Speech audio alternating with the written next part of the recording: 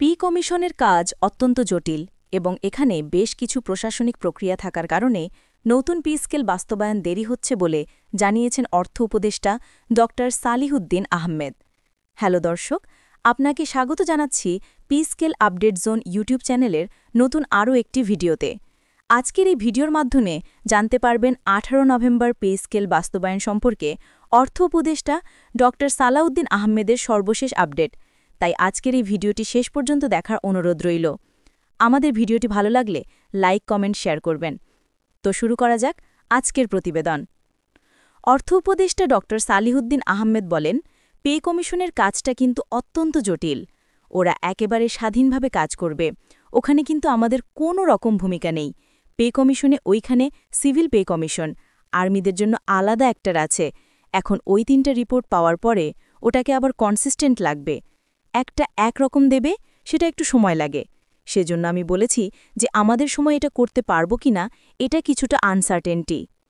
অর্থ উপদেষ্টা বলেন, কাজগুলো করতে একটু সময় লাগে।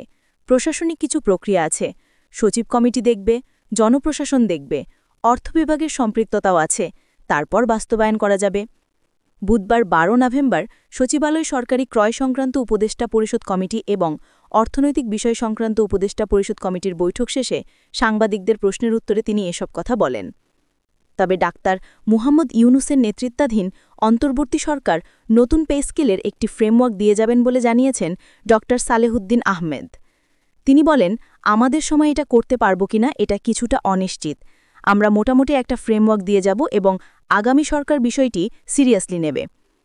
সরকারি কর্মচারীদের উদ্দেশ্যে অর্থ উপদেষ্টা সালেউদ্দিন আহমেদ বলেন, ক্ষোভের সৃষ্টি হওয়া অপ্রত্যাশিত, একটু ধৈর্য ধরতে হবে। গত 27 জুলাই সরকারি কর্মচারীদের নতুন বেতন কাঠামো নির্ধারণের জন্য কমিশন গঠন করা হয়।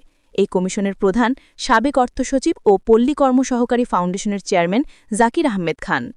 এই কমিশনকে 6 মাসের মধ্যে প্রতিবেদন দিতে বলা হয়। বর্তমানে 2015 সালের স্কেল অনুসারে সরকারি কর্মচারীরা বেতন ভাতা পান। বর্তমানে সরকারি কর্মচারী আছেন প্রায় 15 লাখ। নতুন স্কেল নিয়ে যে আলোচনা চলছে তাতে সর্বনিম্ন 20th গ্রেডের মূল বেতন 35,000 টাকা করার একটি বড় প্রস্তাবনা রয়েছে। পাশাপাশি বিভিন্ন ফেডারেশনের পক্ষ থেকে সর্বোচ্চ বেতনে সিলিং 1,40,000 টাকা বা তারও বেশি করার দাবি জানানো হয়েছে। এটাই ছিল আজকের সর্বশেষ আপডেট। দেখেছিলেন স্কেল আপডেট জোন। ভিডিওটি ভালো লাগলে লাইক, কমেন্ট, শেয়ার করতে ভুলবেন না। পরবর্তী আপডেটে আবার দেখা হবে। ধন্যবাদ সবাইকে।